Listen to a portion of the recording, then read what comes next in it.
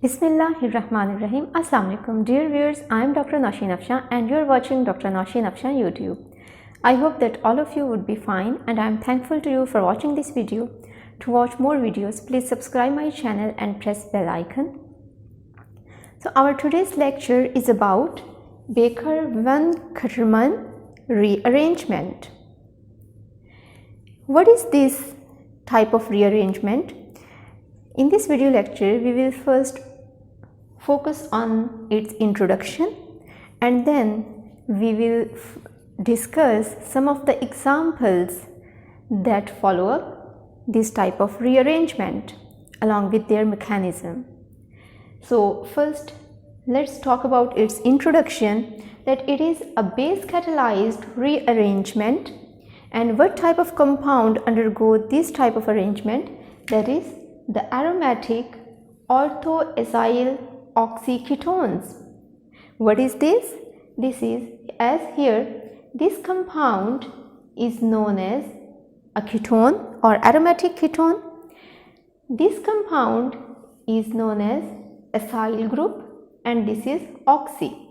So as this and these positions are ortho to each other or alpha to each other, so we call it ortho acyl oxyketones.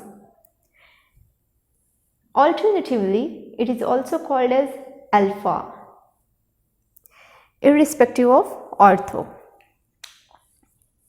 Instead of ortho, if we call it like alpha acyl oxyketones.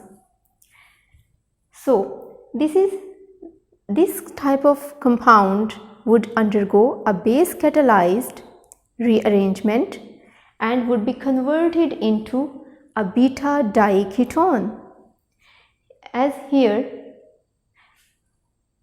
this is the ketonic group, so next position to it is alpha and here the next position is beta, and with respect to this position, this is the alpha and this is the beta. So in this way we call it beta diketones, because here at beta position there are two ketonic groups. So owing to that reason we call it beta diketones and these are aromatic in nature. So here the word is aromatic beta diketones. So the complete definition or the complete introduction of it is the base catalyzed rearrangement of aromatic alpha acyl oxyketones to the corresponding aromatic beta diketones. So in short, this type of rearrangement happens where the acyl group is transferred, that is RCO. Here, as this is COPH, right? So generally it is RCO group and specifically it is, for example, specifically it is phenyl group attached with the carbonyl group. So this acyl group is being transferred to the alpha position of the ketonic carbon of this aromatic ketones. So this methyl group is alpha with respect to this ketonic group and this acyl group is being transferred to the alpha position of this ketone, and this would always be happen in the presence of any base as a catalyst, and the acyl or alpha acyl oxyketones would be converted into beta diketones. And what are the uses for these beta diketones? In fact, these are important synthetic intermediates that are widely being used for the synthesis of flavones, isoflavones and coumarins. So now let's see the mechanism of this rearrangement.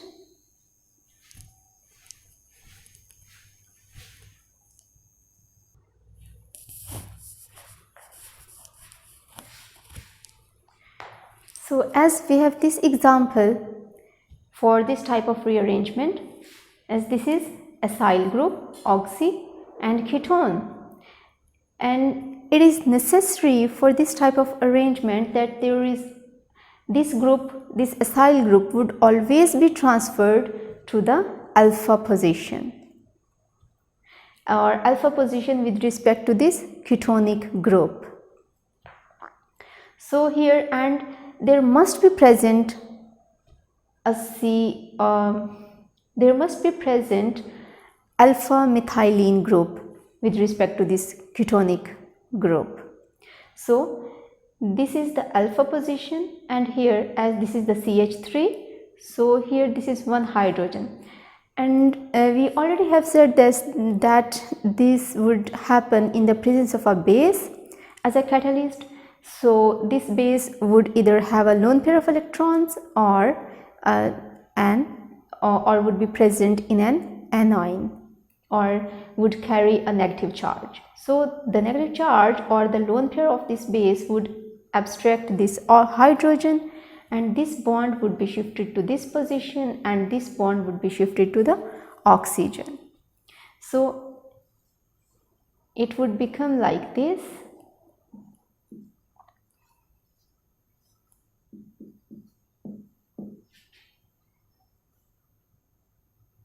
Here this is the oxygen, here containing negative charge over it, and here this would generate the CH2 group over here. Now what would happen, that this negative charge would come back to this position, and this doubly bonded carbon would attack to this carbonyl carbon, and this double bond would be shifted to the oxygen. So it would become like this.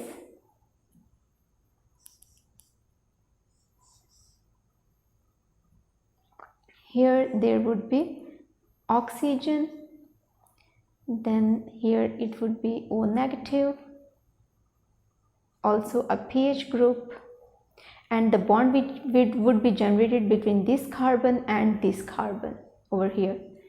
So it is like this,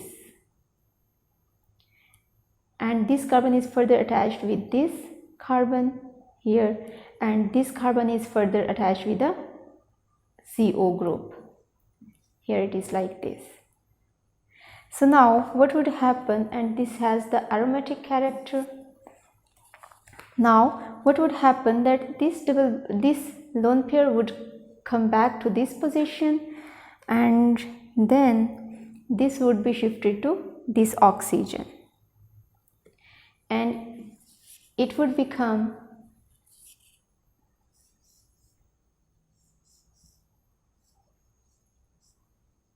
here, it would be remaining as O negative, that is here, and this CO, then CH2,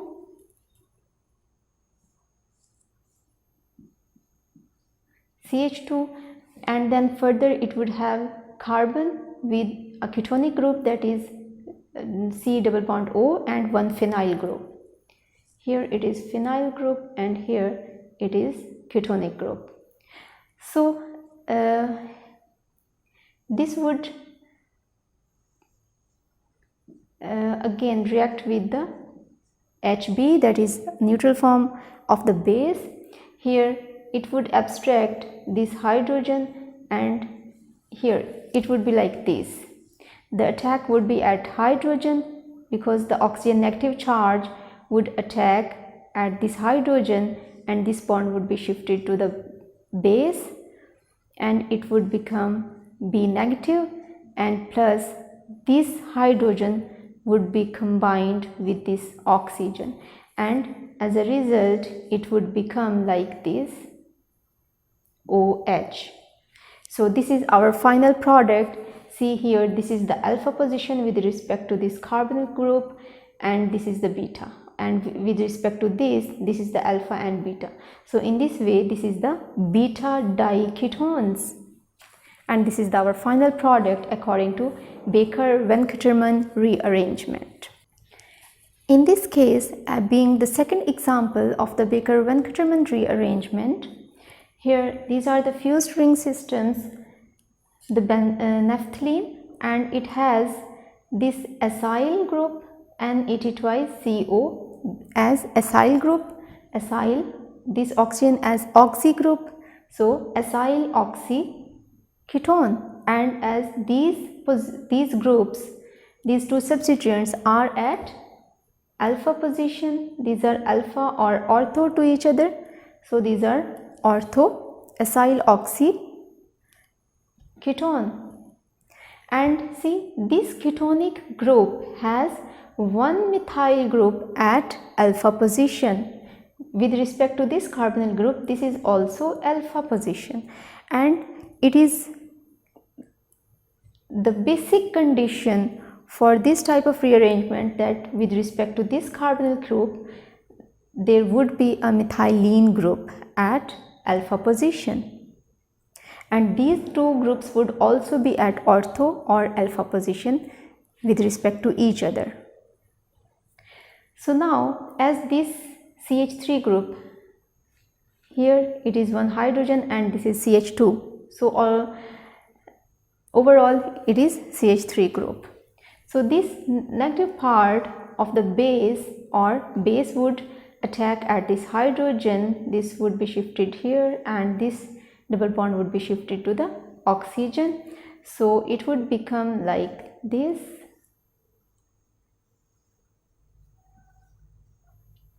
and here this group would remain as it is. This is diethylamine, and here carbonyl carbon and oxygen. So now this negative charge would come back to this position, and this would attack to this carbonyl carbon, and this would be shifted to the oxygen. So we would have the system like this.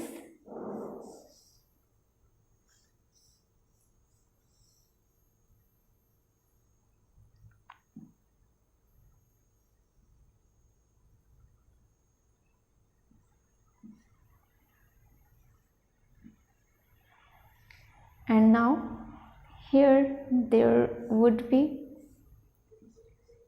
a carbonyl group, this is CO group, then this would combine with this carbonyl, this is O negative, this is diethylamine, and further it is connected with this oxygen, and here this is also connected with this oxygen. So in this way this would be rearranged like this, it would come back to this position and this would be shifted over here.